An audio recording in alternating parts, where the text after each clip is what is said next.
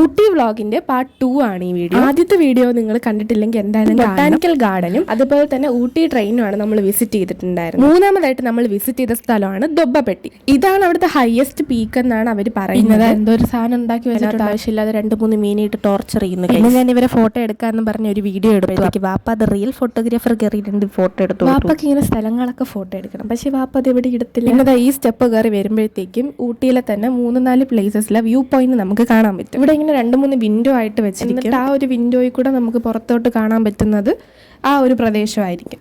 ഫസ്റ്റത്തെ വിൻഡോയിൽ കൊർണൂറാണ്, സെക്കൻഡത്തത് കെട്ടി, മൂന്നാമത്തത് ഇങ്ങനെയൊക്കെ പറയുന്നുണ്ടെങ്കിൽ എല്ലാം കാണാൻ ഏകദേശം ഒരേപോലെ ആയിരുന്നു ഗൈസ്, എല്ലാം മലയും കുന്നൊക്കെ തന്നെ. പിന്നെ അവിടെ ഒരു നെറ്റ് പോലൊരു സംഭവം വെച്ചിട്ടുണ്ടായിരുന്നു. അങ്ങനെ നമ്മൾ ആ നെറ്റ് പോലത്തെ സംഭവത്തിലൂടെ നമ്മളെല്ലാവരും നടക്കാൻ തുടങ്ങി.